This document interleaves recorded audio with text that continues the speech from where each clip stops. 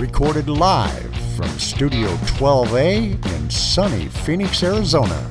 You're listening to the Josh and Friends Podcast. Hello! Thank you for tuning in to the Josh and Friends Podcast. I am your host. My name is Josh. And this week's guest is someone I met way back in Y2K. You remember Y2K? Oh, those are the days. We're both working at the radio station at 100.7 FM, The Buzz, in Seattle. And I knew immediately that we'd get along because, well, we both like to have fun. We're both big football fans, huge radio nerds. We enjoyed the occasional cocktail. And we both laughed like hyenas. Crazy hyenas. Anyway, he went on to become one of Seattle's most beloved on-air personalities. And this guy enjoyed great success within the industry for many years. And he's still one of my favorite humans to this day. So it is my pleasure to introduce to the show the biggest Steeler fan that I know of and the man behind the board, otherwise known as Toppy or Topshelf. My buddy, the one and only Mr. Scott Peters.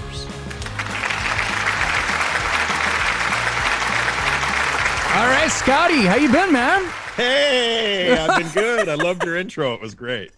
Oh, thanks, man. Well, hey, You know what? I meant every word of it. Every word.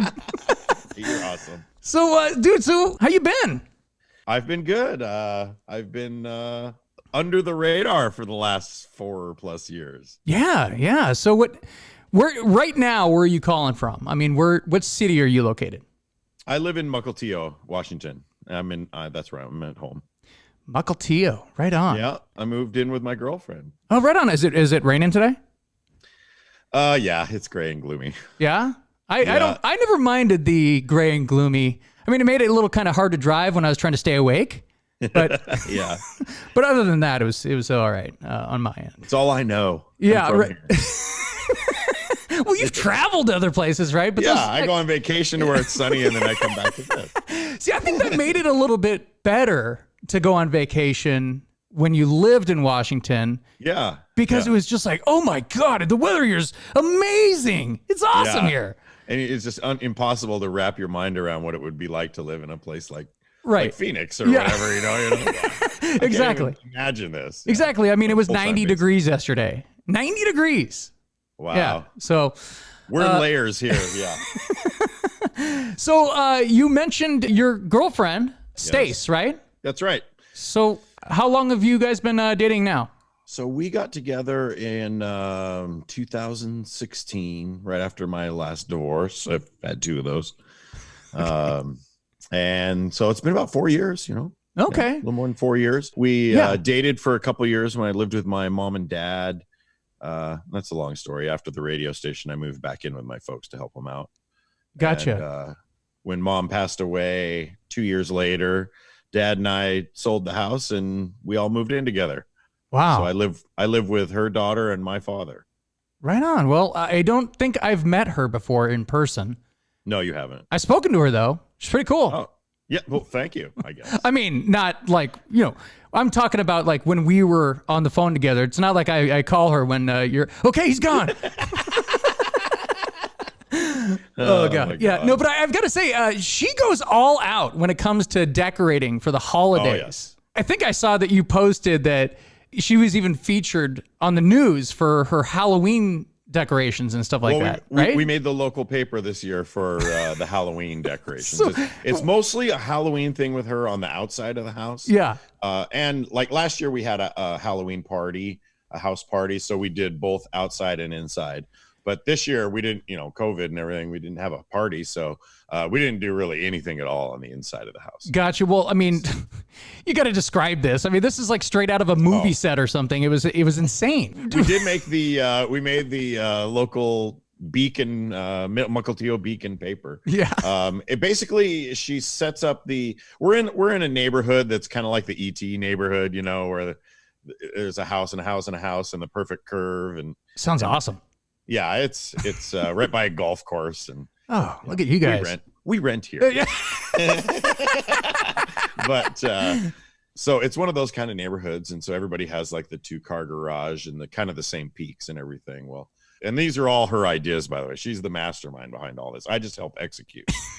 So she had an idea to do the clown theme. So we made a big tent out of the front of the house that looks 3D, even though it's just, it's 2D really. But when you look at it, the way it's set up, it looks like the whole house is kind of a circus tent, and that's the entrance to it. Oh, wow. And then she's been collecting life-size animatronic figures for 20 plus years or whatever. She's been ramping it up the last couple of years because Spirit's been really bringing good quality clowns to the table. And of course Pennywise, and it's a clown world right now. So yeah, it looks crazy. I mean, when I saw those pictures, I was like, what is going on over there? What is this? There's so many things. There's rubber cockroaches, and we made a fence with fake barbed wire, and all kinds of This is stuff, awesome, man. Yeah. So you said that you're kind of like doing the Griswold house, essentially. That's becoming her dream for this year, and we'll see what happens. She's even put out she has a couple of websites that she belongs to where people trade ideas, and she's put out requests for if anybody wants to see her put all these lights on her house to drop off lights. So we haven't got truckloads of lights yet, but I could just see the electricity bill spinning on that in the movie. It's so great. I know. So that might be us this year. That hasn't been in years past. It's mostly been the Halloween thing has been the peak of everything. But that's we'll awesome. See. COVID, there's not a lot to do. Right. So you gotta have your own parties, right? That's right. So, and by the way, we had a Zoom draft party this summer for our fantasy football league, and you guys were hilarious. It was some of the best production and effort I've ever seen. Can you describe that? So it was confusing when we first started because we were like, what are we staring at? Where are they? I see that they're on. Well, I told you about a few of her fun. I think there's marketplace eBay sites or anyways, she like minds find each other, and so she found somebody that was giving away they had this big party for Hawaiian themed party, and there's a lot of rich people around here that frankly once they throw parties they just get rid of their stuff. Yeah, sure. Right? So we got all this hula stuff and a nice tiki bar and everything, and so that was the main part of the set. Was our idea was we've been collecting NFL helmets, and we have maybe a third of them, and then we have a few other pieces of swag from other teams. Like when we've traveled to a Niners game, we have a Niners rally towel or stuff like that. Right. And so we got all of our. When you asked us to be in the draft, which I haven't done fantasy football in 10 years. You said it was the last time was since I was in the league with you. That is insane. Which was 10 years, at least 10 years ago. But anyway, so I'm like, okay, well, it's going to be a video Zoom draft. So that immediately is great. This is visual. This is gold. Here we go. And we're both very we're over the top when it comes to costumes and stuff. Both of us always kind of have it that way. So all these ideas start flying, and I'm like, okay, we could put the helmet on every time. We only pick players that we have memorabilia from, and then when we go to the podium, we'll put the helmet on, or we'll come up with something. It was like a real draft. You guys, there was nobody on the stage. And it's a static stage until we had a draft pick to announce. And then we're like, okay, who's up? I think Toppy, it's your pick. And then all of a sudden you go up there with I don't know if it was a jersey and a helmet or whatever. I don't know. But you're like, and for this year's draft in the 6th round of whatever. The great part was too, is that I got the 2nd overall pick, but I didn't have any Christian McCaffrey stuff. I don't have any Panthers stuff. So it's just as well that he went first and I got to go 2nd and took Saquon and destroyed my football season, but that's all right.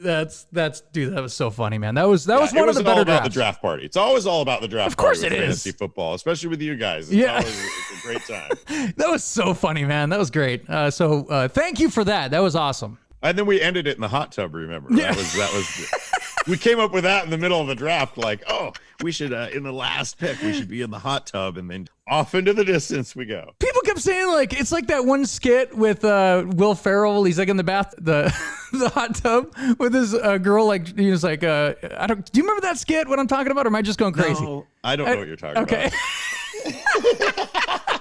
I don't know. So we've had some pretty good drafts in the past, but most of them are back like in the day when we had those drafts. I mean, Lee, he flew to our draft last year and dressed up like the Buzz, like full on. But were you there for the famous Lee versus Velasco? I was just going to bring that up. Yeah, I went to a draft party where two guys got into a huge fight.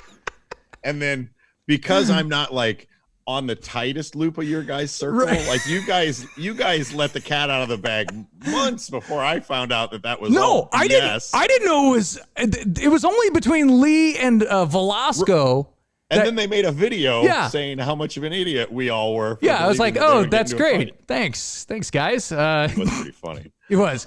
No, except for the fact that I had to catch they started fake fighting, and during the fake fight, my real brand new computer flew in the air, and I caught it like it was a football. Wow. Yeah, so that was great. Yeah, that was back in the day when we used to get like kegs of beer and stuff, and like we just get trashed at the parties. They were so fun.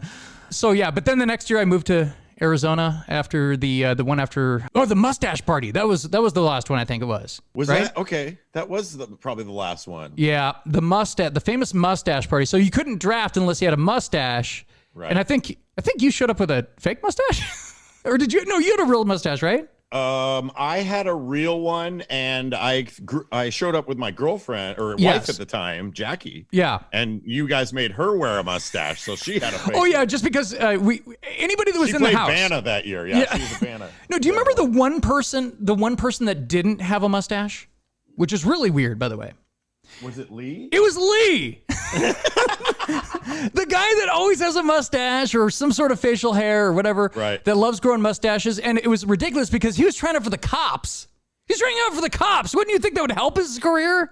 Like, you would think, yeah, because he didn't get in. So maybe that's where he went wrong.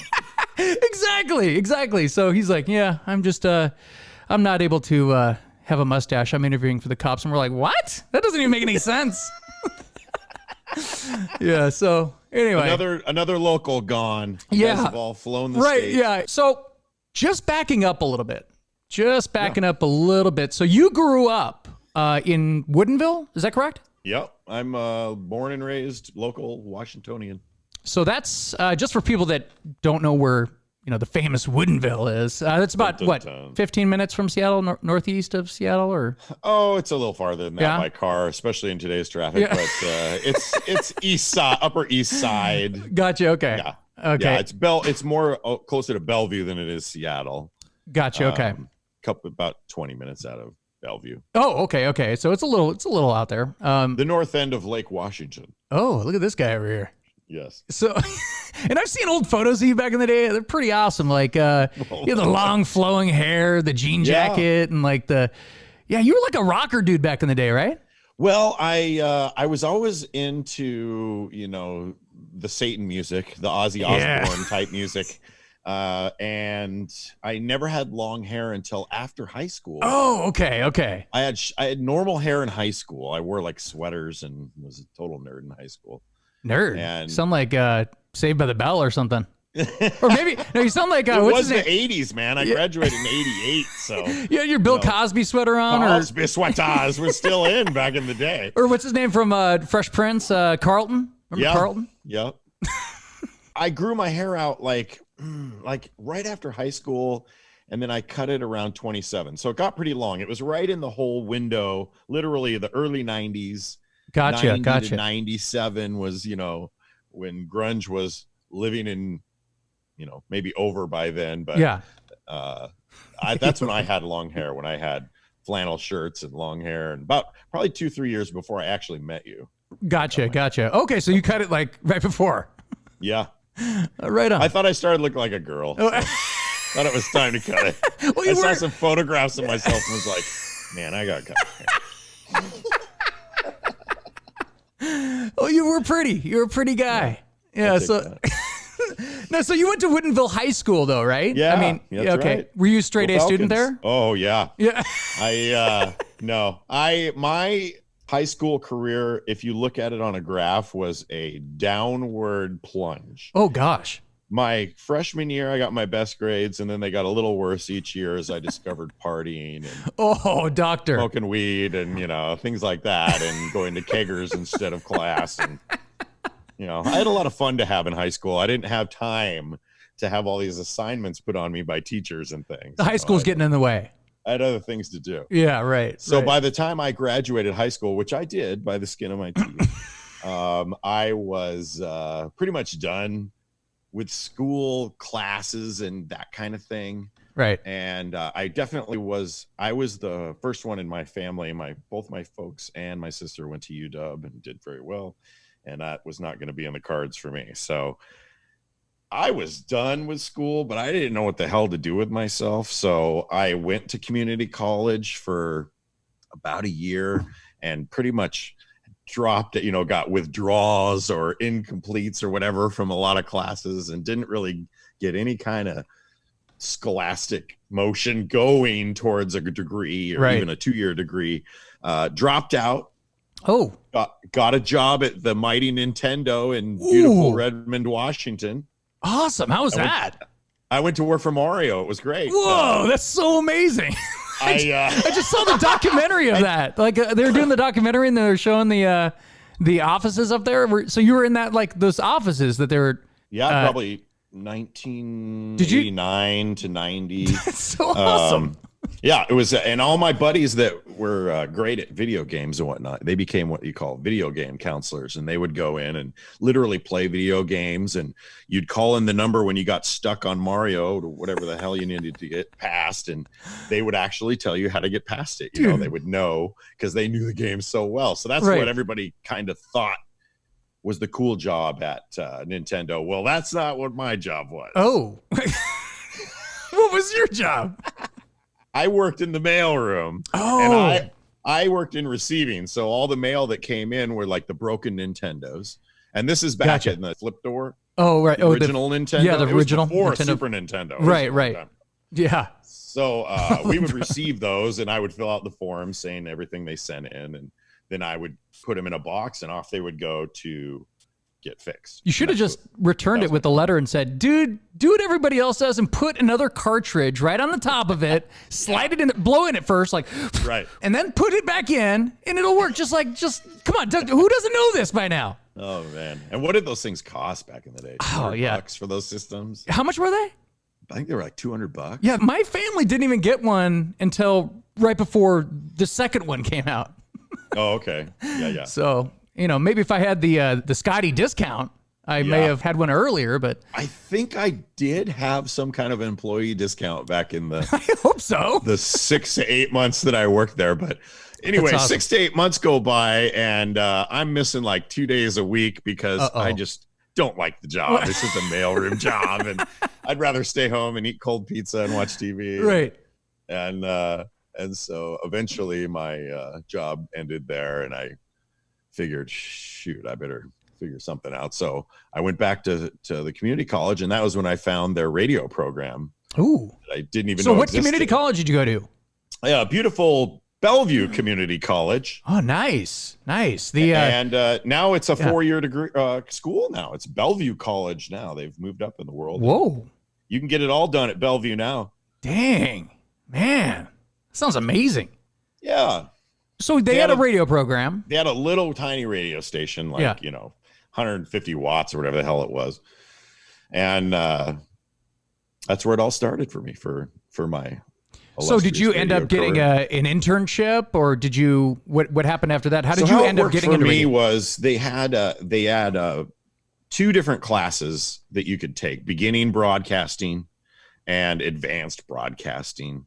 And so I took the beginning broadcasting class, and it was one of those little niches of college where it was definitely its own world, and people helped each other out in that world. Mm-hmm. And it was kind of cool. So I was immediately in love with the whole idea of shows and music and coming in and out of records and all that stuff, which is so cool.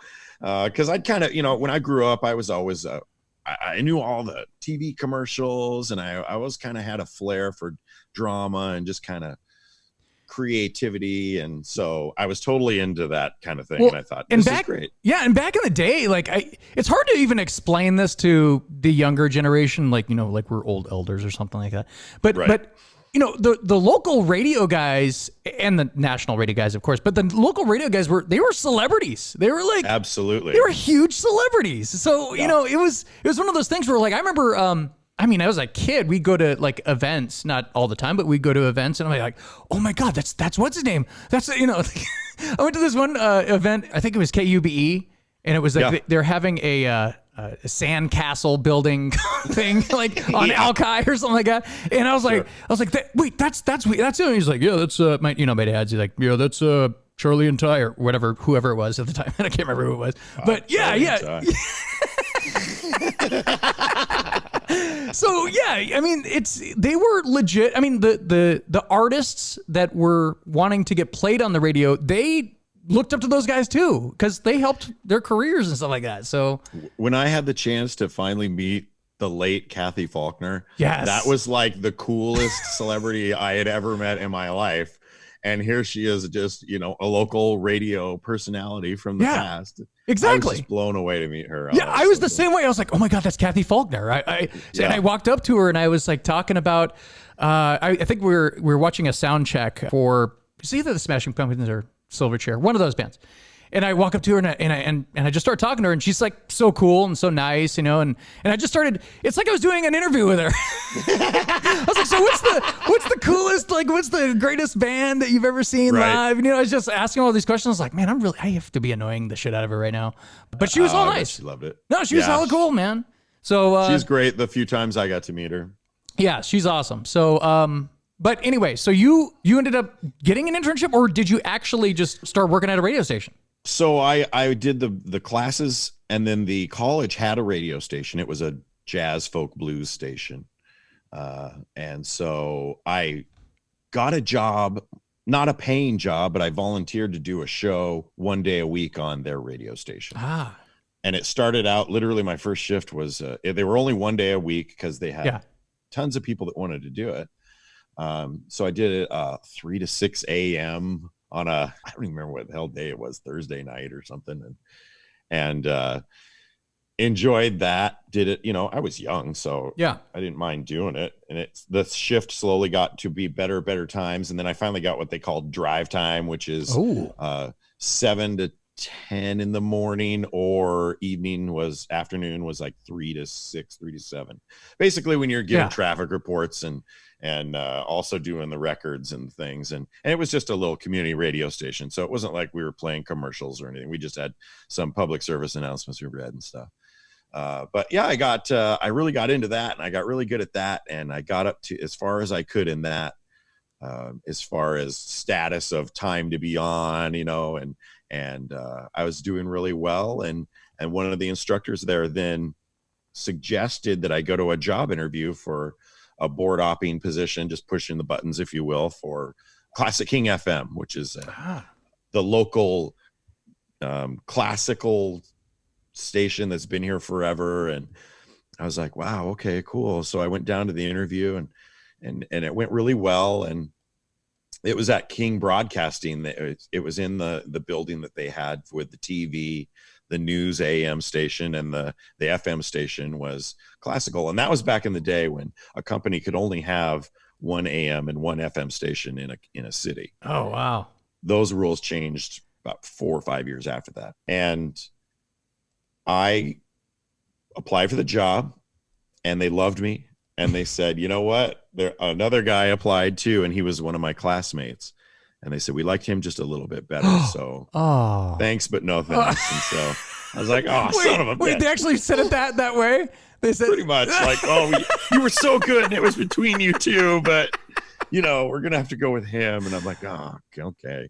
Oh, man. But as would be, they weren't lying, because they called me like a week later, and they had another job opening that was over at King 1090, which was News Talk at the time. 1090 AM. Yes. And I was like, okay, cool. They're like, do you want to come in this job? You don't even have to apply for it. You can already, we just interviewed you. So Right. you can have the job if you want to come. Like, yes, I'll do it. So it was 2 nights. It was Friday and Saturday night, 10 p.m. to 6 a.m. It was like party time. Yeah. And I was 21 and a half years old when I got that offer. Yeah. Well, And I'm like, put in your dues, man. Okay. So I decided that was going to be the direction I went. And it was on, of all dates, it was 11/11/91 when they put a memo in people's boxes, because I kept one. No, that's awesome. Back in the day when they used to print a memo and physically put it in people's mailboxes. 11/11/91. Please welcome Scott Peters, King Broadcasting. And I didn't even realize how great that was until 20 years later when it was 11/11/11. Right. And I'm like, oh, cool. This is my 20th anniversary. Wow, that's cool, man. That interview that I took for the job that I did not get, which they gave me a different job a week later, was the only interview I ever have taken in my life since that point. That is awesome. I have never had another interview again. That's a pretty good percentage right there. Yeah. I just kept getting the next job. Yeah, right. Kept getting the next job. Oh, recommended to this guy who would that's the best way to do it. Yeah. Interviewing is horrible. It's horrible. I did that for 25 years. Same job, 25 years. That is awesome. That couldn't make a resume if you paid me. Oh man. Yeah. As you can tell, I'm unemployed currently. I kind of want to put together a resume now for you. Look, it'd be interesting to look at on paper. It would be, man. So from there, you worked. Yeah, it was okay. So it was 2 years, and then I got full time in that same thing where it was Sunday night to Thursday night, 10 p.m. to 6 a.m. like overnight. Right. I was a vampire for many years. Yeah, the famous reverse shift there. Yeah. And then after 4 years, so it was like 95 was when King went under, and they basically had to let everyone go. They folded all the management of the radio, and then they donated the classical station to the city of Seattle, so it still exists. And the news talk was sold to the competitor KIRO, because also at that point was when they decided that to deregulate and let all the companies have more than one FM or AM station in a city. And that's why your big clear channels and everything popped up, was because of that. And intercoms. Massive amounts of stations everywhere. Yeah. Now there's like 6 companies, and that's about it. So you ended up working with Dave Ross, correct? Yeah, Dave came down. So I got a job over at KIRO. They invited me over there, and I was just pushing buttons on a board. And then eventually, when they trust you more, eventually you get a job with an actual live show. And I got a job with Dave Ross. The famous Dave Ross. That's right.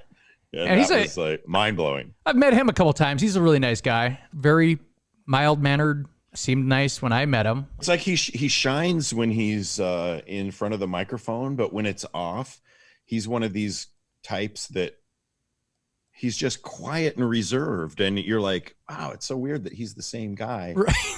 He literally turns it on to the, drive-by radio. He just, the voice comes out, and you're just like, oh my God. Yeah. And he's been one of the most successful guys in the city of Seattle for decades. Yeah. So yeah, he's been a mainstay. I was so much smarter when I worked on his show. I had my brain in all the politics. I knew what all the initiatives were and all that. I bet. It was great. Yeah. It was great. That's like what all the stuff they talk about is like, just all the stuff that's going on. Yeah, and it's a little slower paced radio, but when you're forced to be there the whole time, it's not so bad. So describe, for people that don't know or aren't aware, you were the board op. So what does a board ops job consist of? The board operator. Yes. Whenever you see radio on TV, and whenever the TV stations would come in, they always want to shoot the needles bouncing, right? You always want to see the meters moving to show that the voices are voicing. So I ran the giant board that had all the slide pots and the button, the on and off buttons, and I played all the commercials and the intros, and everything was all under my control. And we're talking in the Dave Ross era, right? When Dave would literally just come in, and I can't remember if I think he would turn on his own microphone. You just like point to you or something, or what? Yeah, like he can hear everything that's going on, the commercials, right. And then the top of the hour news break plays, and after that, I think it went to weather, and then maybe right to his intro, if I remember, and he'd be right there to take off, and he'd do his funny little bit, the news through rose-colored glasses, and I'd have to play all the sound effects on that. Right. And man, if he'd literally like when he wanted a zing effect from you or something, he'd just kind of look at you and he'd give you a point. And there's nothing worse than if you're not ready and he gives you the point and you don't have something for him. Oh man, I used to love those drops that you did back in the day. They were so great. It got into an insane level when we were doing BJ intros back in the day. But this was my getting my feet wet on the whole thing, was doing the Dave Ross thing. And it was fun in those Dave Ross. Now those boards, just to describe for people, it's kind of like when they walked into the cockpit of the movie Airplane. And you see the controls, and it just keeps going and going and going. It's freaky when you see a board that big, and you're like, oh my god! But then you kind of like realize you're like, okay, not all these are. You're not working every one of these at the same time, right. So it's pretty wild though. Like when I first walked into the Seattle radio station, because I've been working on boards for years, but much smaller boards than the ones that they had, and they had those big giant boards takes up like half the room, so I love that. It's so crazy. Some of them are so Hollywood too, and they got the little tweakers on them, and it's like, oh my god. And the fancy lights and all that. It's so awesome.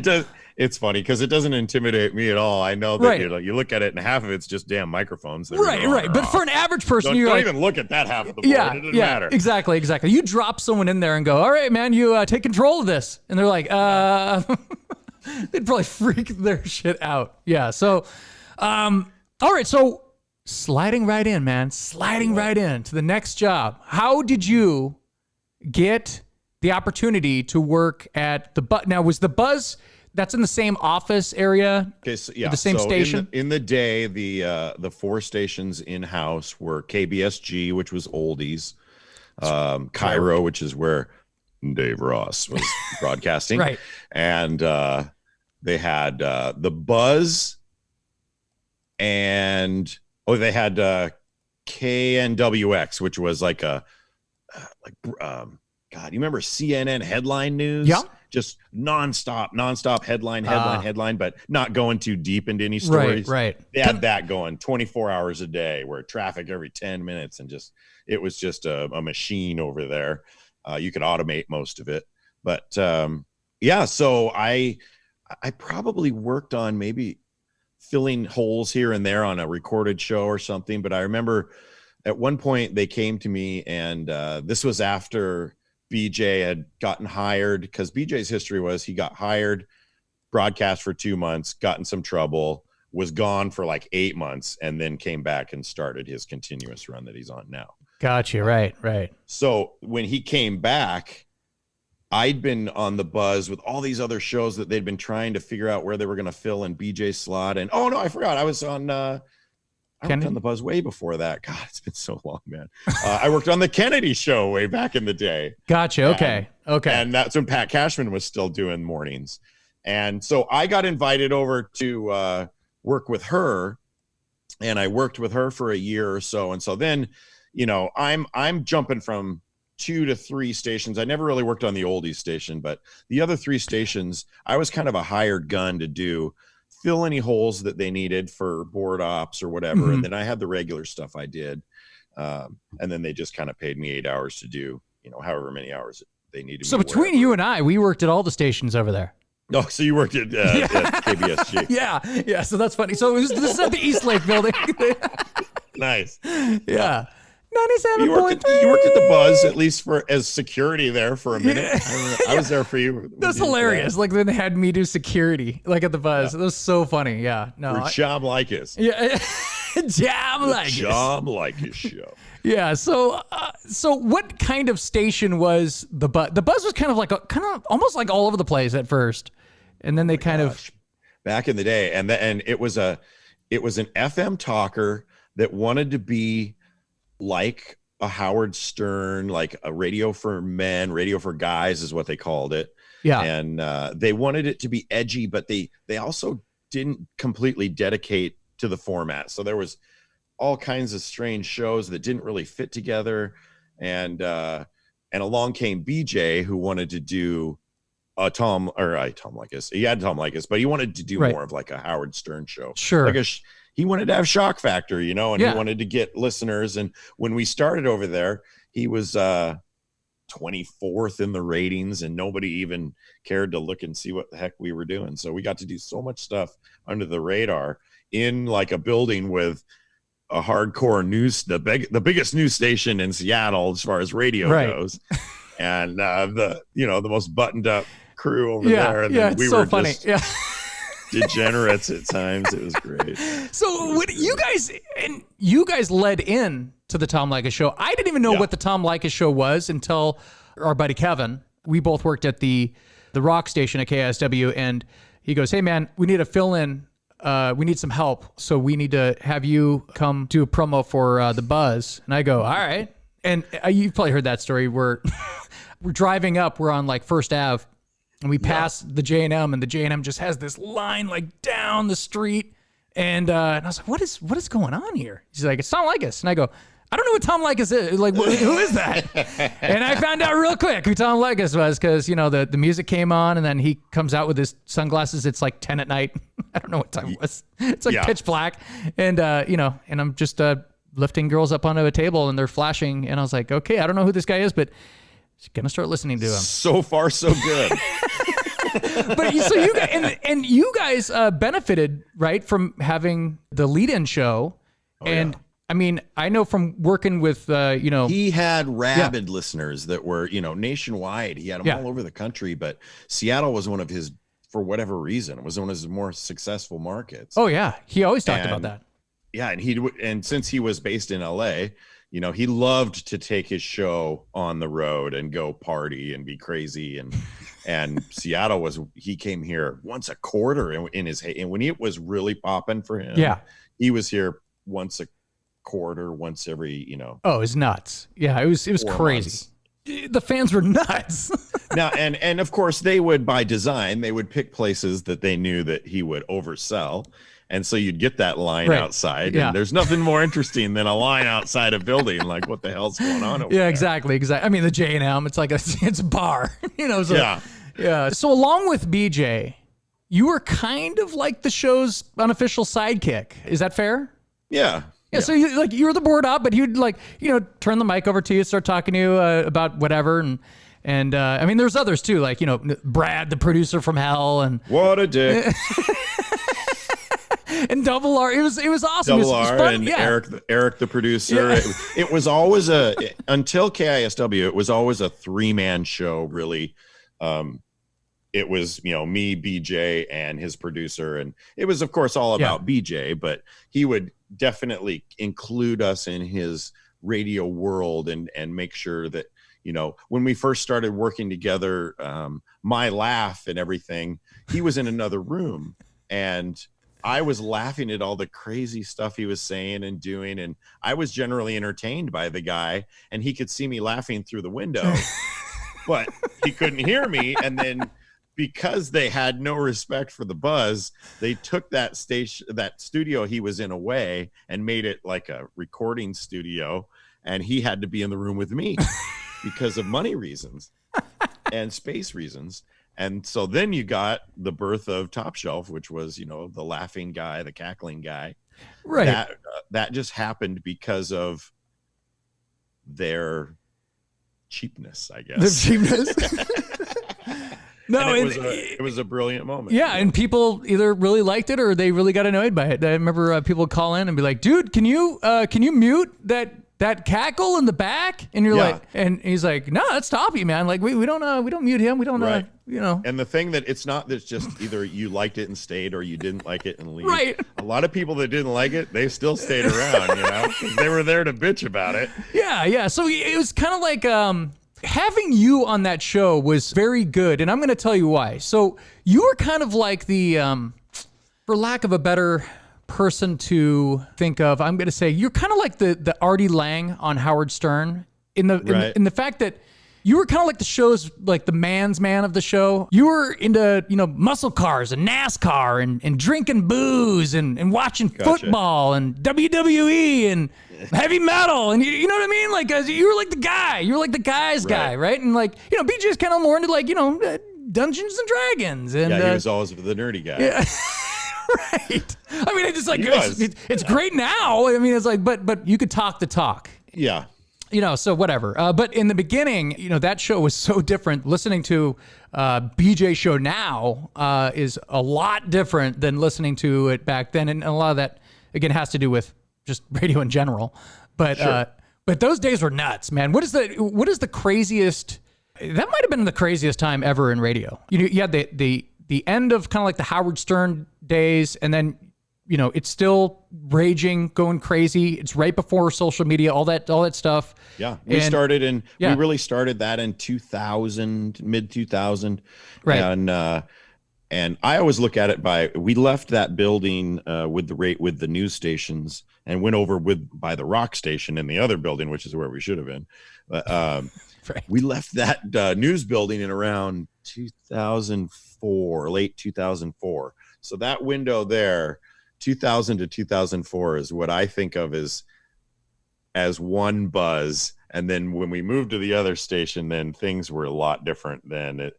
I mean, literally all our debauchery was done in front of the news people, which was the absolute wrong thing to do.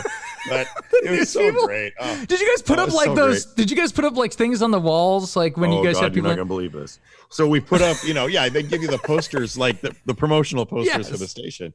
Well, we had studio doors that were all glass. Yeah, like from top to bottom. Yes, I mean there was I remember those. So we taped them all up like down. At one point, we were doing something horrible in there and I say horrible, like I mean like. No, you mean awesome for a guy of in his 20s or. I look forward to for sure. But we're doing one of those days, right? So we got the things all taped up, except for maybe the last foot of glass on the bottom of the door. No, don't tell me someone was like. Kid you not. Somebody's child was in the newsroom. No. And I look over at the door and I see this little face. Oh my God. Down at us through that little space. And I'm like, oh my God, we're all going. That is horrible. Yeah. All because you could just put one more poster down there. Oh my God. We didn't get in trouble for that, at least not that I know of. I'm sure there was a lot of trouble we got in that I never even heard about. Did you talk about it on the radio, or you're like, we're probably not? Oh, yeah. Did you? Okay. Radio. We talked about that. Oh, yeah. We talked about absolutely everything back in those days on the radio. Oh, that's hilarious. That is so awesome. Emails. He would read emails company emails that he would get. Oh, yeah. He got in trouble for that once, I remember, because he named names and was not kind in his opinions, but that's BJ.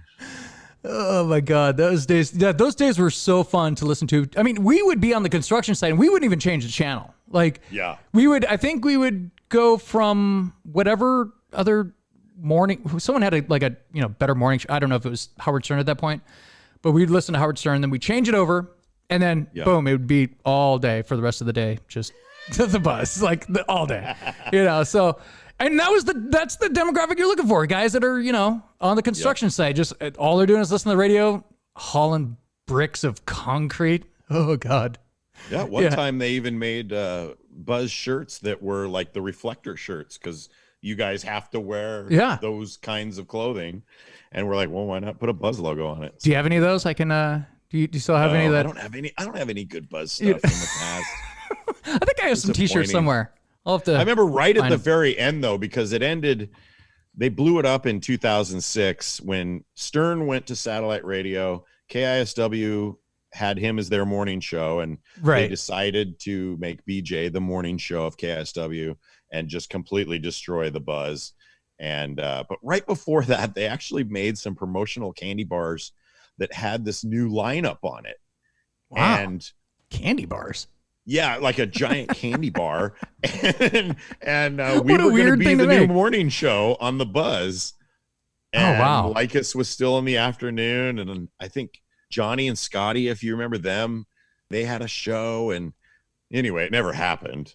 Wow. Yeah, didn't they go country? The candy bars afterwards. They went country, right?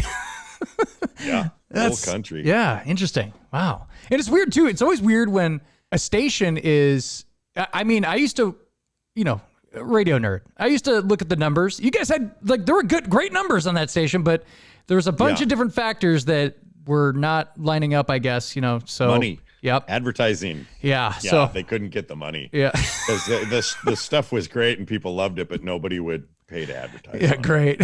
In a nutshell. That's why they couldn't make enough money to make themselves happy on it. So, and then, it worked out for them because it was kind of a minor leagues for KISW in a way, because that's where they got the men's room and BJ show. Yeah. Yeah, exactly. So it worked out in the end. Yep. Definitely. So, now being the fan favorite that you are, people loved buying you drinks. Oh my God.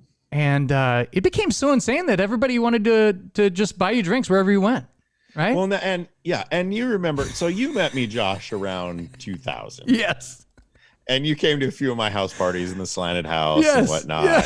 And, I used to drink a lot back in those days. I used to be a Slanted House. partier, right? That is so hilarious. The Slanted House.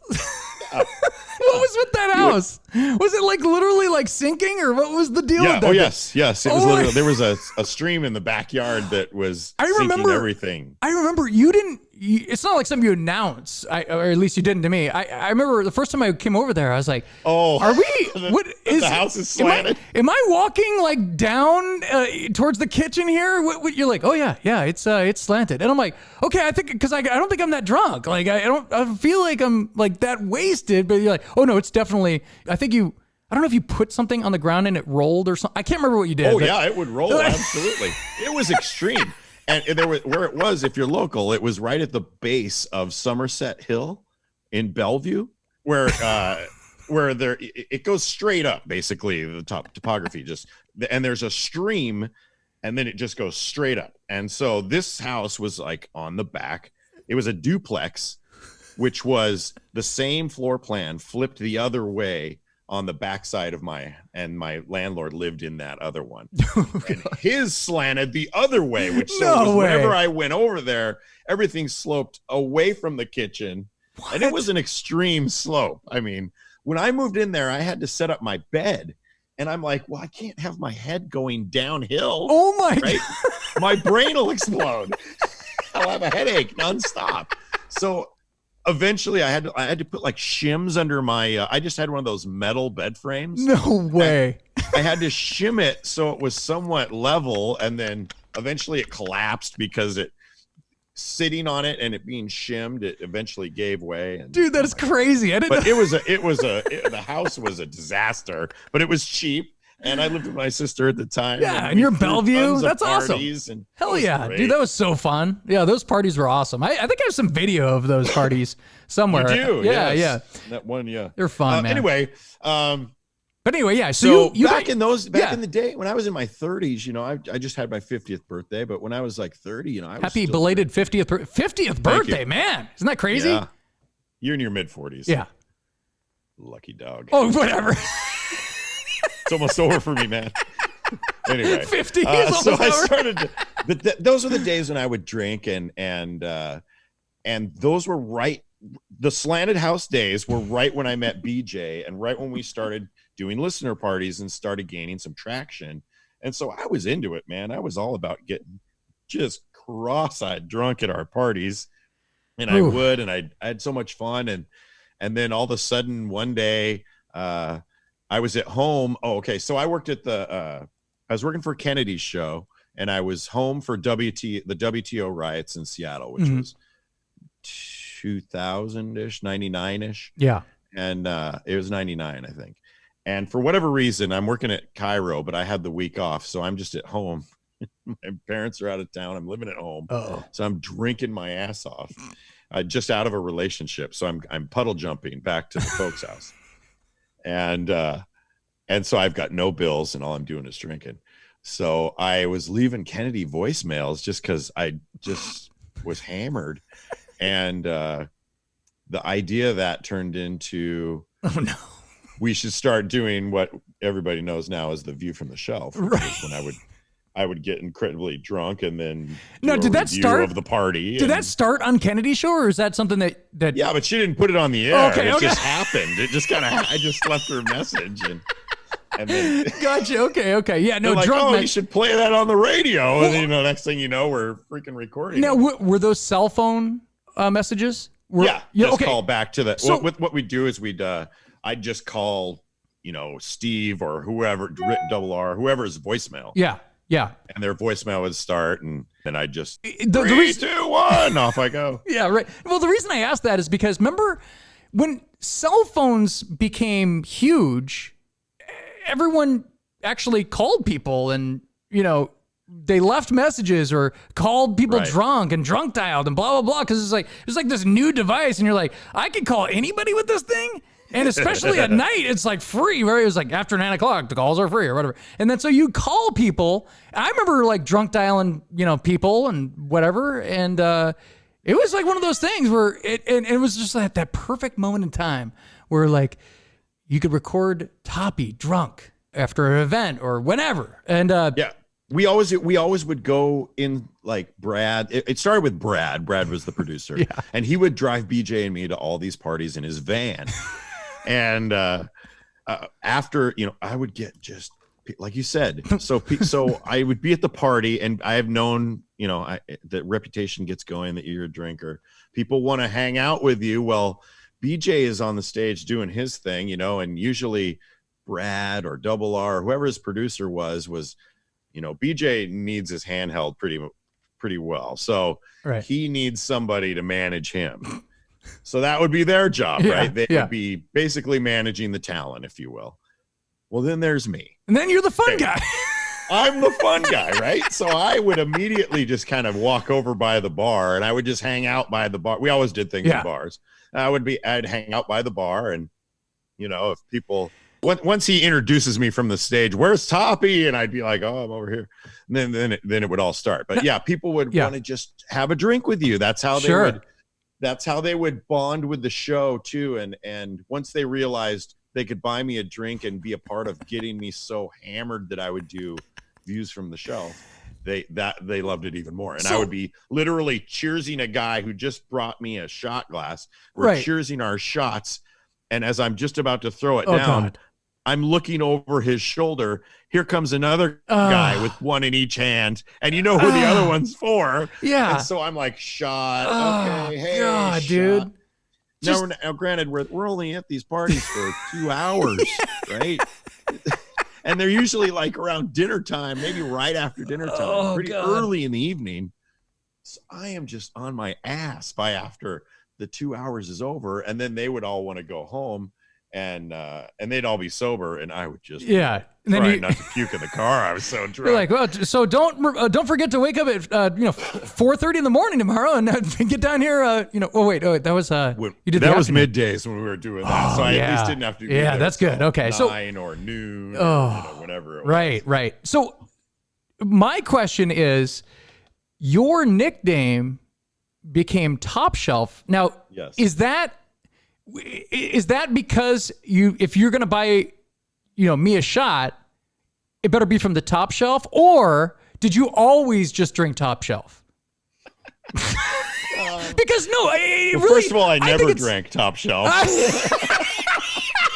It always wound up being Crown, which is not Top Shelf. Well, I mean, Crown's more. It comes with accessories, sure. It comes with a pretty purple bag. And now there's like 16 flavors. Oh my God. Right. Yeah. But no, it all started because when I was on the Kennedy show before BJ, she used to just tell stories, on the radio. And I was her board op, and I'm sitting in there watching her in a different room board op, kind of situation. And she's going on some story about how she went out last night to this bar, and she's like, oh, and Scott was there, and she included me and the producer in the story, but we weren't there. It was all BS. Right. She's just telling the story. And she's like, oh yeah, and this and that. And she basically, the story turns out that I think I was ordering from the Top Shelf or something. I don't even really remember. All I remember is the Top Shelf part. So she did the thing where she said it, and then she realized it was kind of funny, and then she called me Top Shelf again, and then it kind of instantly became a nickname, Oh, that's funny. That's funny. I never knew that part. The best ones are organic. Right. So it just kind of happened, and I was like, wow. And then from then on, she thought it was funny, so she just called me Top Shelf all the time. Right. A story that wasn't even true. And then she left, and BJ came on board again right afterwards, and he's like, well, what should I call you? And I'm like, well, I guess if you're going to refer to me on the air, since I've already been Top Shelf branded by her, I guess you can call me that, I guess. I didn't really feel one way or another about it. And I thought it was kind of weird just calling me my real name. So he called me Top Shelf, and then it turned into Toppy. And that's how it came. It didn't even come from his show. That's hilarious. Yeah, I like it. So it actually didn't come from you just ordering from the Top Shelf, because you heard it here. It was a lie, Josh. It was a lie. So great. People are always coming up and like, hey, what's the most expensive alcohol? You're like, no, don't do that. Oh my God. You were asking me about like the what's the most craziest thing you remember here and there and kind of thing. Yeah. Drink wise, the first live gig we did in at KISW as a morning show, we went to I know you'll know the name of it. It was in Renton, and it was wasn't it like oh my gosh. It was like a Patty Coins or I think I know what you're talking about. And Patties or something like that. Oh, anyway, it was right before the Seahawks went to the Matt Hasselbeck Super Bowl. Yeah. It was 2006 was just starting. And some guy bought me a pounder glass of straight Crown Royal. How can you do that? Is that even legal, or did he just buy all the shots and pour them in the... That is not legal. I don't think there's a state that's legal in. Maybe Nevada. That is disgusting. It's like a whole bottle of... It's like 3/4 of a bottle of... So it's a 16-ounce glass. And he gives me... And, it's got like a little bit of room in the top, maybe where some sloshed out or anything. So it's like at least 15 ounces. That is disgusting.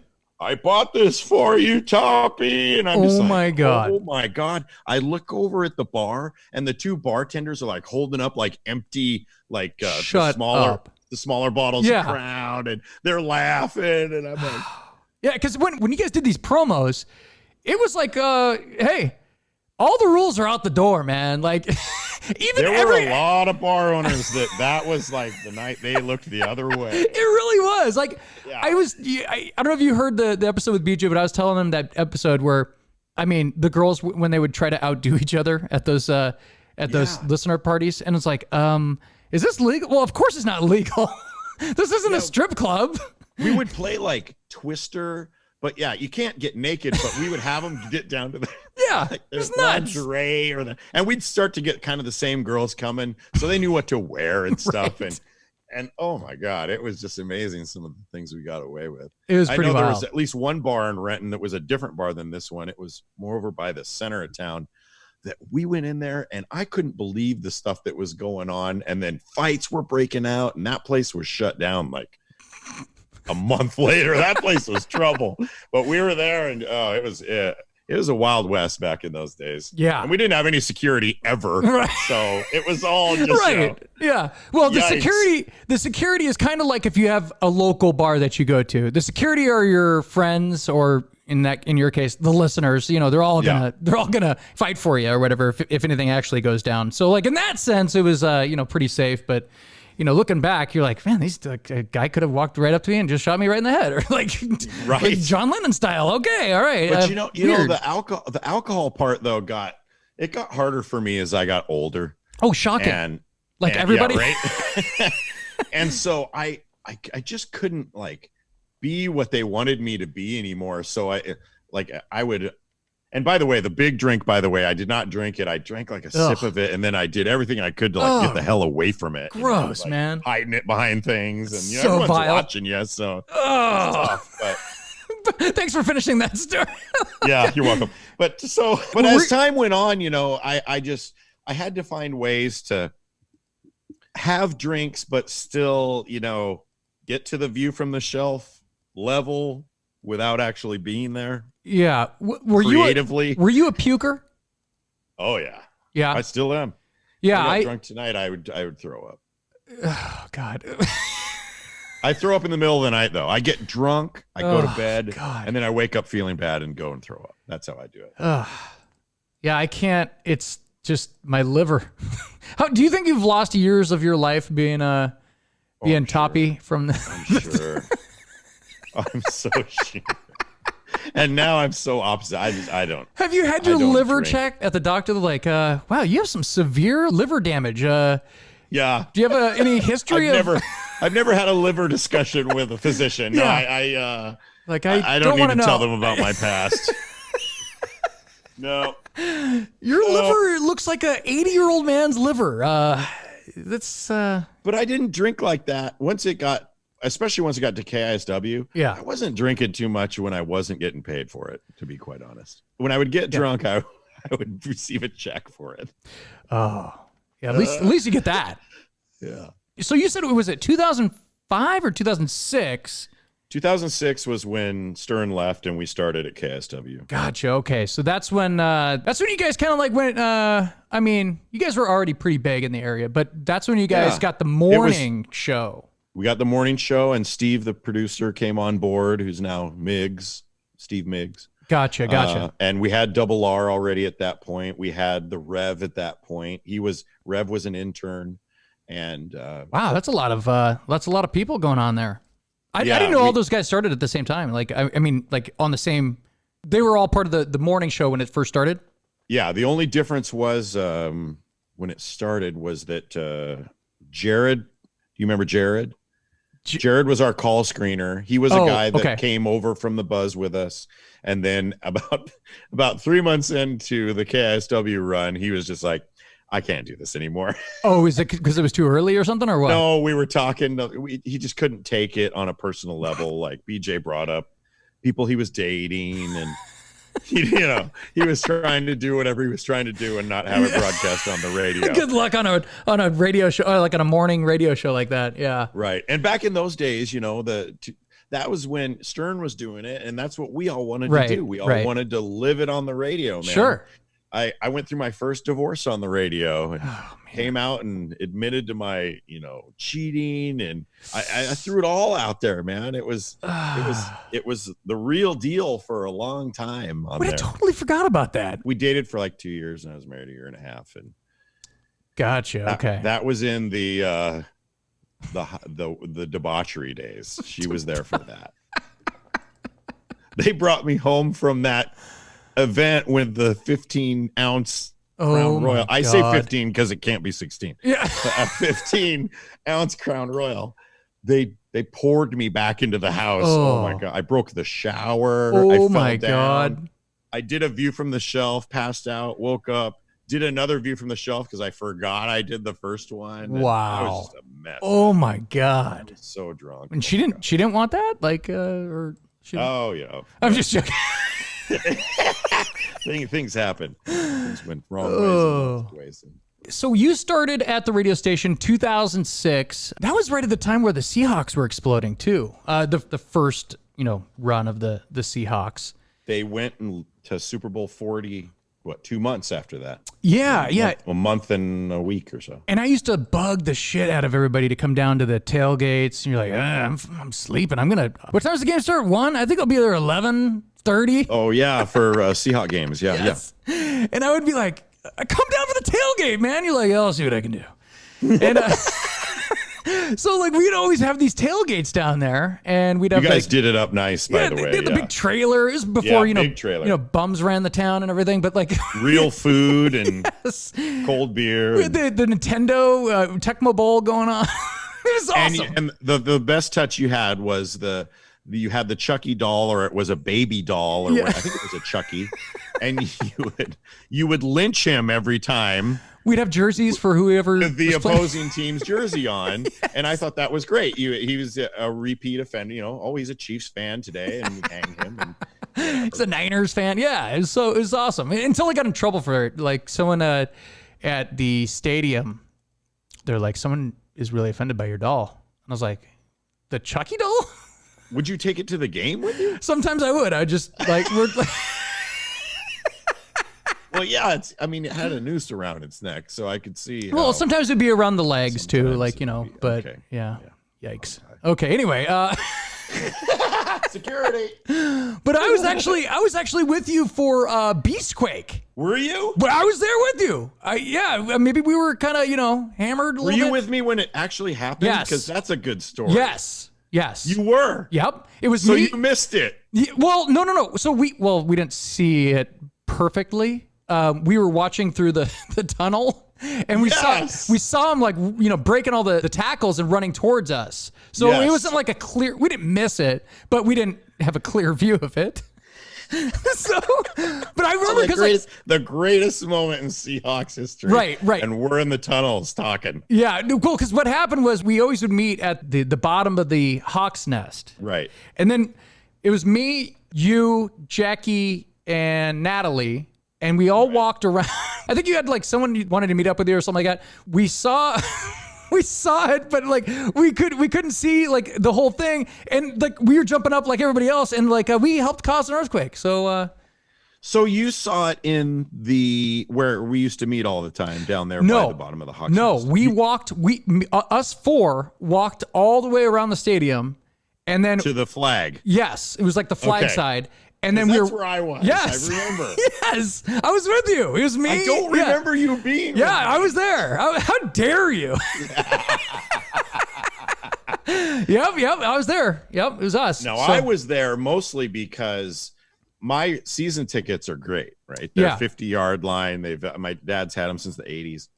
I had a buddy come in town that lives in New Orleans now, and he's a very good high school friend of me and my other buddy who was at the game. Well, my other buddy, local, who was at the game, he had a pair of tickets that were way the hell up on the other side of the stadium in the nosebleeds. And I was nice, and I said, why don't you sit with our friend for the second half of the game?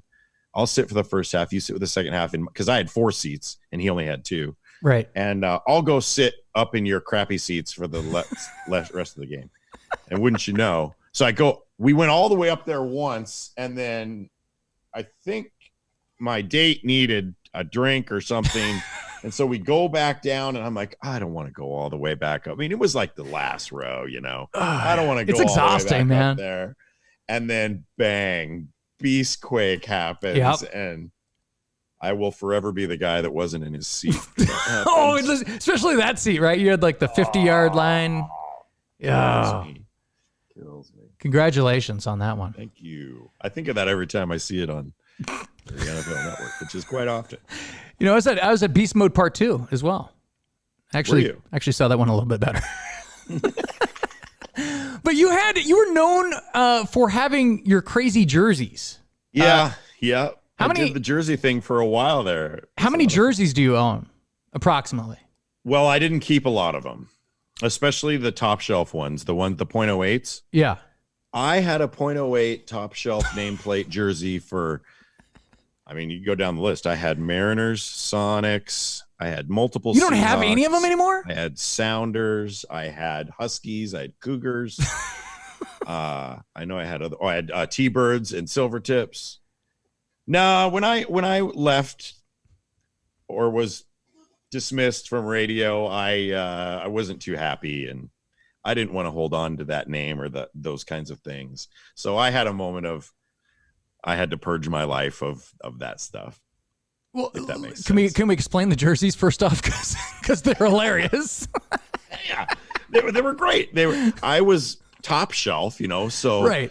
The name said Topshelf on the back, and then my number, which is, well, what number are you going to be? 1, 2, 4? Well, no, obviously I should be 0.08, which is the drinking level, the legal drinking limit. I thought that'd be a great number, right? So it's hilarious.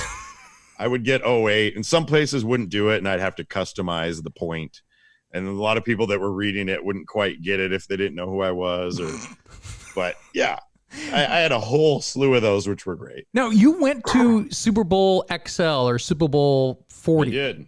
Right? Super Bowl 40, yeah. And that was in Detroit. I'm a huge Steelers fan. Yeah. It was in Detroit, and it was the Seahawks Steelers, and it was like the greatest thing that could ever happen to me in professional sports. And I had to find a way to go. Yeah, and what did you wear to that game? I did a half and half jersey where it was 0.08 Topshelf, but half was blue Seahawks and half was black Steelers. That's the greatest thing ever. And the best part was, since I got both of the jerseys, I used to get jerseys blank. Yeah. And then I would have them sewn up. Well, just so happened that those two jerseys, because it's hard to do that with jerseys. They don't line up right. It really looks weird. I had 2 blank jerseys from the same year from the same company, just different, for the different teams. So they lined up perfectly, and it was meant to be. It was a thing of beauty. So awesome. When I see pictures of that at the Super Bowl with your 2 favorite football teams. Yeah. It's so awesome, man. It's so great. And I got a ticket for $40 over face because I knew a guy in sales. And so I did that Super Bowl for under $1,000. Awesome.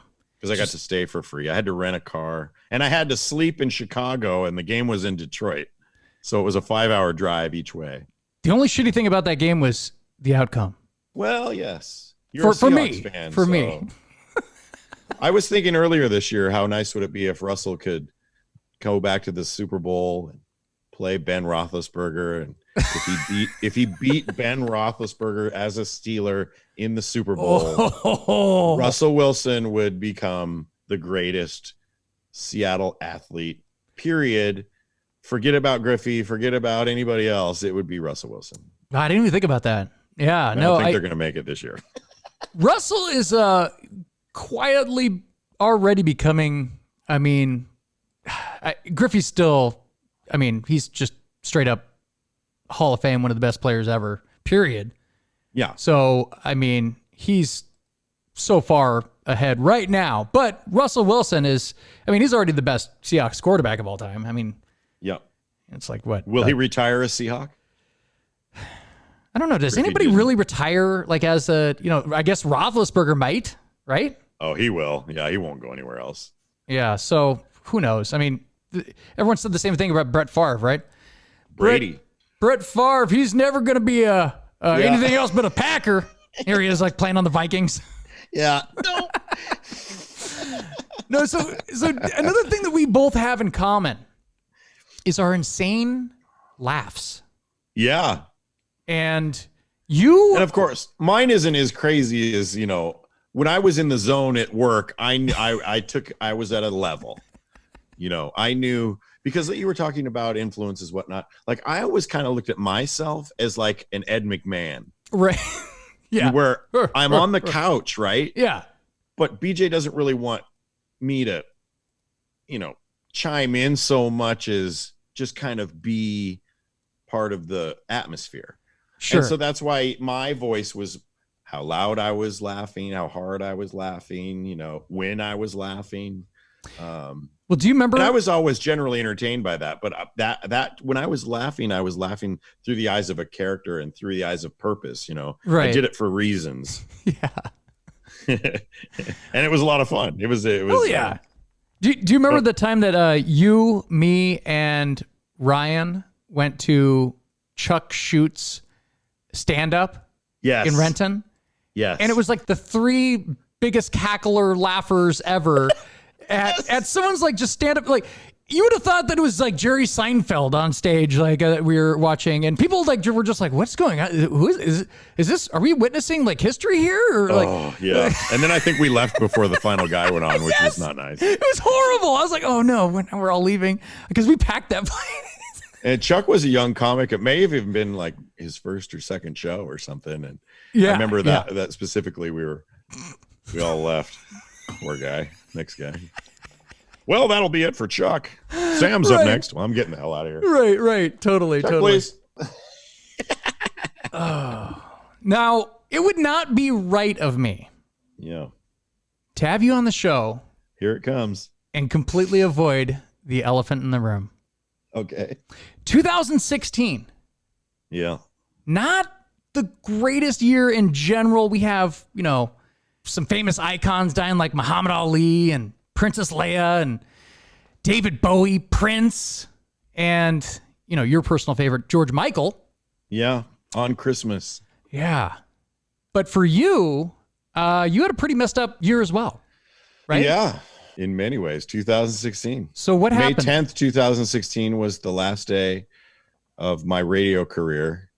And I didn't know it the morning of that fateful day. So what, were there any warnings to this, or you just walk in and it's like, hey, we have a meeting? You know what's funny? There was no warnings, but I knew it was happening. Like a couple hours before the end of that specific show, there were a couple clues that I had that I could feel it was happening. Cause I've seen it happen so many times. Yeah. That, I was really surprised, and I was really shocked that it happened the way it did, because what happened was basically it was a Monday or a Tuesday. I think it was a Tuesday. It was a Tuesday, and we record. Well, I used to be on the STP cast, which was a pretty big podcast for a while, and we had to record it that day. So great. So the Sergeant Hair Club, who was the boss, we called it. He had a character name. Right. He sends me an email during the show, in the middle of the show. Yeah, I'm going to need to talk to you right after the show. Oh, I'm like, okay, that's weird. He doesn't usually ask me that. And I'm like, well, we literally finished the live show, go into a studio and record the podcast for an hour and a half. So I'm like, well, I got the podcast. I could come after, or we could do it another day. Right. And he's like, no, it's got to be today. And his insistence, and then right after that, an email was sent out that podcast would not be recorded that day. Like, oh, we're gonna do it another day. Like, well, that's weird. And there was a few other things, and just like, as I'm in the room with these guys for a couple hours, and body language, and I could just tell they were like kind of avoiding. I could just tell. Weird. I could tell. So did everybody else know? Nobody knew. Except I think BJ and Steve. Oh, okay. So the show is kind of coming to an end, and BJ's telling everybody, okay, everybody's got to go right after the show to this restaurant, because we're going to have a meeting about my podcast. He had a geek podcast. Gotcha. And even like his daughter was working on the show at the time, and she's like, well, I'm not involved with the podcast. Why do I have to go? And, there were just things like this that I was just kind of laughing at, because I could see what was happening. Because this exact same thing had happened when they got rid of Kyle before me, which was a guy that was with us a couple of years. We all went to a breakfast, and then at the breakfast, they're like, oh, by the way, Kyle's not here because we let him go. Like, oh, okay. So I could see this was all happening. And I couldn't believe it. And they told me and Mono Nick, who was another character on our show that lost his gig the same day as I did. They wanted to talk to both of us after the show. And he's the guy that would always fill in for me if I was sick or on vacation or whatever. So I figured they were going to fire me and they were going to replace me with him. I'd been there at the station longer than BJ. So I had for my job, arguably I had a fat salary, which they could save money on. I think that was part of the reason that they let me go. But it wasn't ever really explained to me, as they don't have to. But so they brought me in first after the show. Everybody scurries out of the building. And I go into the boss's office, and in his office is the human resources girl. And that's never good. Right. No. So Yeah. I walk in there and he said like 3 sentences to me at all is all he said. Like, the show is going to move in a different direction, and we're going to have to, everybody likes you, but we're going to let you go at this point, and I'm going to let, I forget her name because I didn't know her too well, so-and-so take over. And then he got up and left. And so I've just been let go, and I'm sitting in a room with a woman I hardly know who's trying to go over the paperwork with me for insurance and stuff. Right. And I'm just like, I'm floored that it actually happened, but as anyone would be. Right. But I'm not saying that I didn't see it coming in a grand scheme. But when it actually happens, you never actually expect someone to rip that Band-Aid, and then you're like, ah! Right. So I'm trying to process it all. And then I go back into a studio because I was posting a podcast. Nick goes in. I'm kind of gathering my things. Nick's meeting was real quick. He comes back out to the room I'm in. I said to him, well, they gave you my job, right? You're the new me.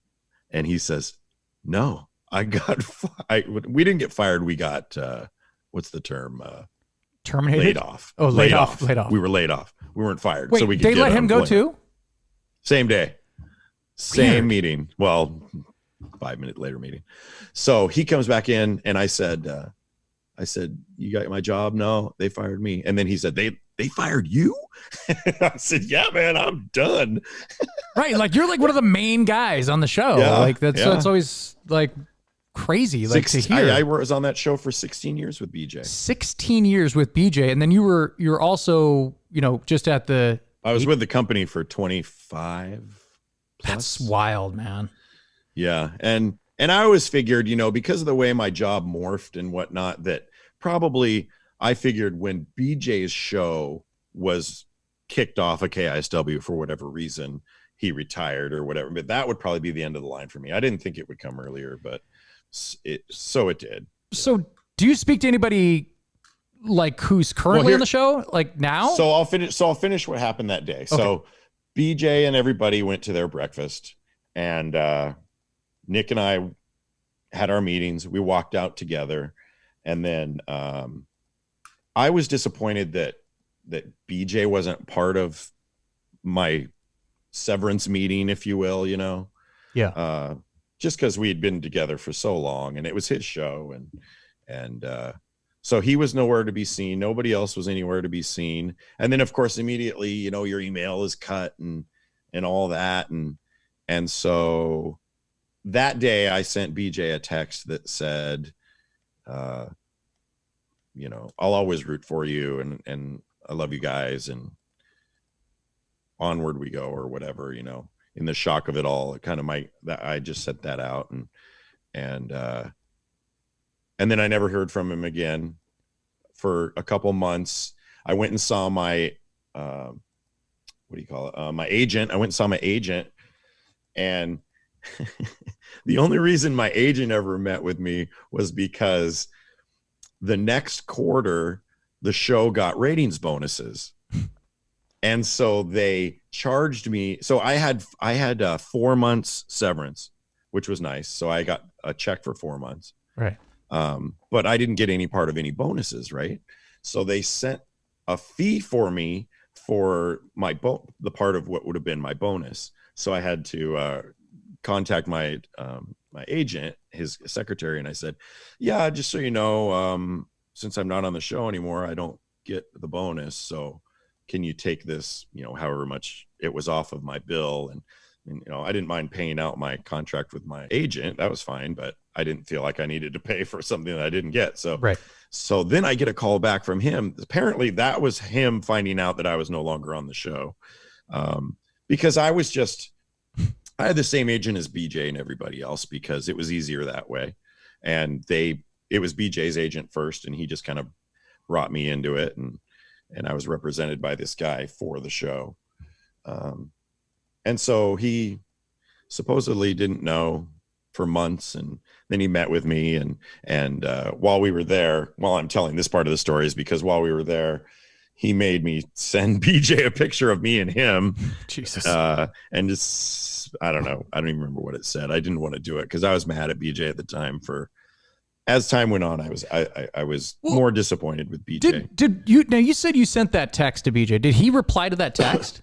The first one? Yeah. The one on the day of the firing? Yeah. Okay, he did, yeah. Okay. Yeah, he did. And he said, I'm not even sure what he said. He said, your forgiveness or your understanding has always been a big part of, a positive part of your personality or whatever, and blah, blah, blah. Right. So then, a couple months later, I sent a message with a picture of me and the agent and he said, you should, he talked me into it really. He's like, you should tell BJ that, you want to talk and whatever. And I had no interest in talking to BJ.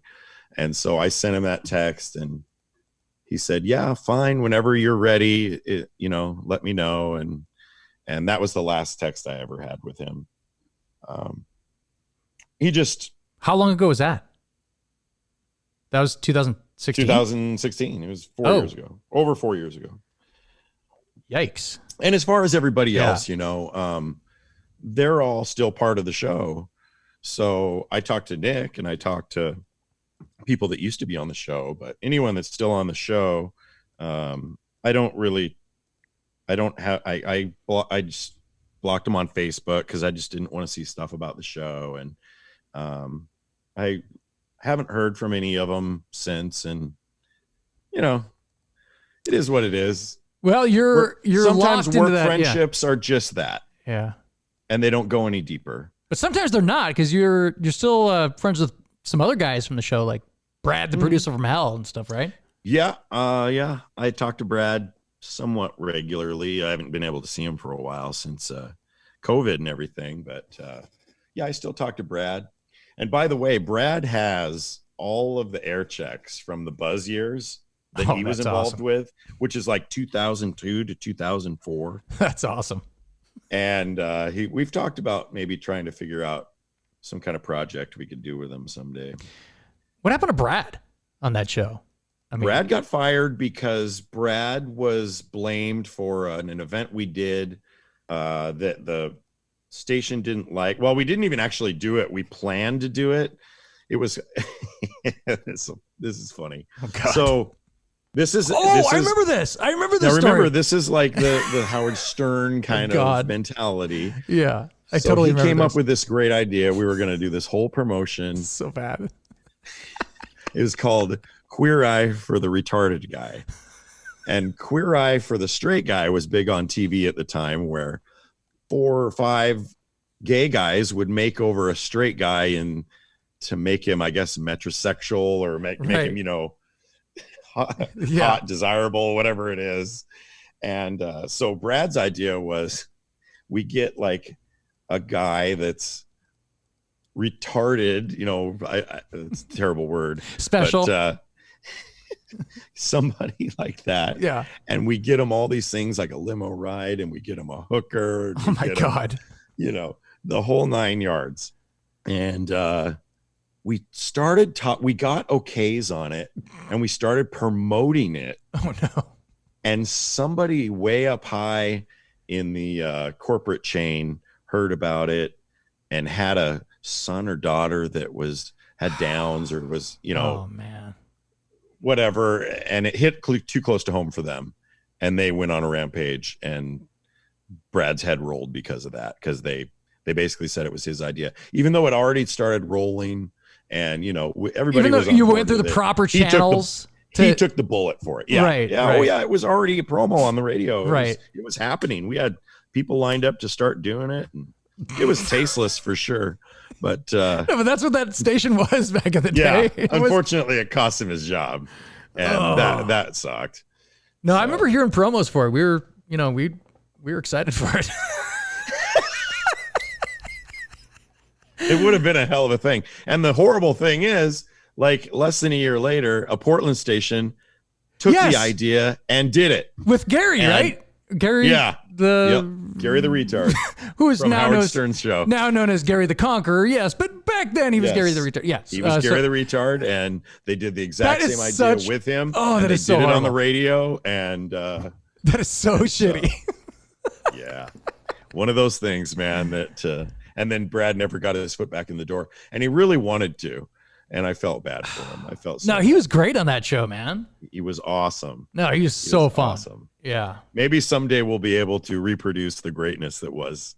Hopefully you do. Yeah. I mean, and maybe sit there and maybe you guys Monday need morning quarterback the show kind of thing. Yeah. Maybe you guys have to have a podcast. Well, I haven't really been too interested in doing a podcast, doing podcasts and things like that. So he hasn't talked me into it yet. But, gotcha. Does he have a finally podcast? talked me into doing this, so you never right. Yeah, because like for years I'd be like, dude, are you? Can you tell me what happened? You're like, I'm not ready yet. Yeah. Like, and I think man. the more I reflect on what happened to me was, there's lots of reasons why I should have been let go from that show. I wasn't a perfect person, and I had a lot of things going on off the show with family health, and then I got divorced like a month after I got fired because that was totally done anyways, and had been for at least a year. And there was a lot dragging me down that took my passion out of that show and out of that career. Yeah. And I understand why they moved on from me, and there was things even I wasn't doing internally, like I wasn't taking all these classes they wanted to take us for learning the website crap and all. I was like, that's not me, man. I push the buttons, I drink the booze, that's what I do. I don't need to know all this other crap. I don't care. And so I just wouldn't do it. And as your years go on, I don't know. So I'm saying basically, I understand that the move happened, and that's cool. My whole thing was, I just always thought I was a better friend with BJ, and or a friend with BJ. Yeah. And in hindsight, the part that I'm still bitter about, and the part that hurts, is just that he's just kind of just moved on, just sloughed it off, and like it was no big deal, and just never even.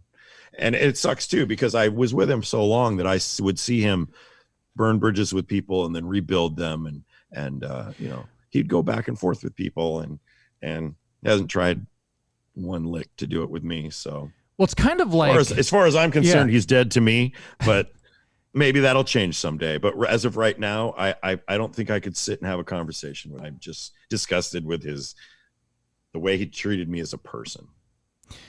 Well, it's kind of not being part of my dismissal, and then never. I don't even need an explanation for why. I know why, but just for not having the guy there anymore to just be your bro. Yeah. Well, maybe this will get back to him, and I don't know. Maybe sometime down the road you'll be able to have a conversation of some sort. I listened to and you interviewed him, and I listened to the whole thing, and I heard the part of you asked, and he kind of, he's still in the gig, so he's not really going to say too much, but he said the company, I couldn't do the job as the company wanted me to do it. And I thought about that, and that's true. That's true. That's fair. So we move on. But like I said, I just wish that the guy that used to can't come to my house parties, and, we never talked on the phone or texted back and forth or anything. Well, but you didn't have to. He would. I'd see him so much. Yeah. But he did that with like his producers. Like he is really, he needs coddling, and like Steve would have to spend hours on the phone with the guy at times. And I'm glad that I didn't have to play that role, because I didn't want that job. Well, yeah, we like our top shelf, the way he is. We don't need you doing 20 different things over here. You're working the board, you're laughing, you're drinking, you're having a good time. Yeah. It was a hell of a run, man. Yeah, dude, it was a hell of a run. That's what I was gonna say. It's like you're in the historical part of, in my opinion, I think it's one of the best eras of radio, especially that type of radio, where you guys had that type of show where you guys were just, having that conversation and doing all your hijinks and yelling at people on the phone and having a good time, having girls in the studios, little kids looking at you through the windows. Yeah, so it was a good time. But yep. But in the end, honestly, the shows had changed so much, and what we were doing in the end, I think I wasn't passionate about anymore. And you know, his kids were coming on board, and he brought on more personal people in his life that were doing things with him away from the radio. Mm-hmm. And I didn't really fit into that bubble, and that was part of it too. And you know, things just changed over time, and so I'm a pretty forgiveful person, so I think we could mend our bridge someday, but we'll see. It's always fun talking to you, man. We need to have more conversations other than the draft parties that we have. Although those are fun. And the thing too with the last draft party was I intentionally didn't like talk to you guys because it was all about the production value, right? It's so great. It was like, what's going on? Is anybody there? And you're like, no, we're here. We're like, what? I was laughing. It was so great. That was a lot of fun to do that. And if we do it again, we'll have to. Oh, because no, it's happening. This video Zoom thing is so awesome to be creative like that. And all these people like on these networks that are in their houses and they've built their little backgrounds. Yeah. Do you have one of those? I kind of do, but I've been working on something that I wanted to do, but I haven't gotten around to the full scope of things. But I have no interest in video casting or video podcasting with people or even chatting with people, but I totally want a background. I want a backdrop. Right. No, I want to have like maybe some special shows where I do that, but I want to stick to kind of like audio. I like the you know, just it's the old radio guy in me. I mean, like I don't know. We'll see what's going to happen, but right now, one of these guys that used to drive around with the cassette recorder and kind of make your own radio shows, and I used to do stuff like that. Absolutely. I'd start the recorder going and then I'd forget it was on just because I was just recording the conversation.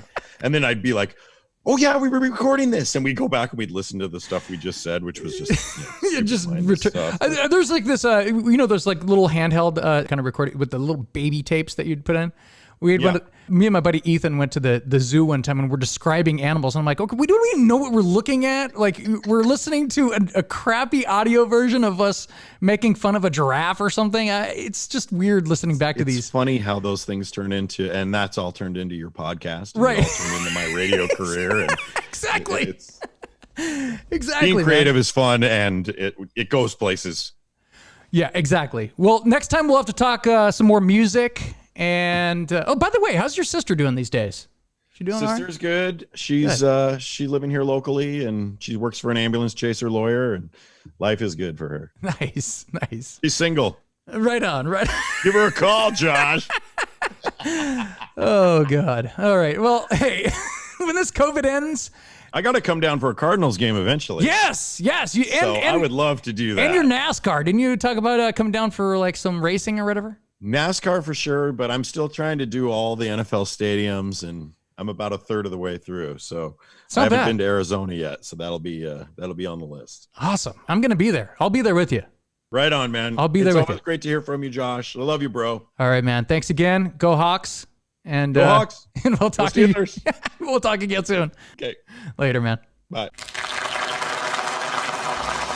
Thank you for tuning in to the Josh and Friends podcast. If you have any questions or comments about today's show, feel free to leave a message in the comment section below. If you enjoy listening to the podcast, please make sure to hit that subscribe button and follow the show. And check out some of the video clips posted on YouTube and Facebook. I'm Josh, and thank you for being a friend.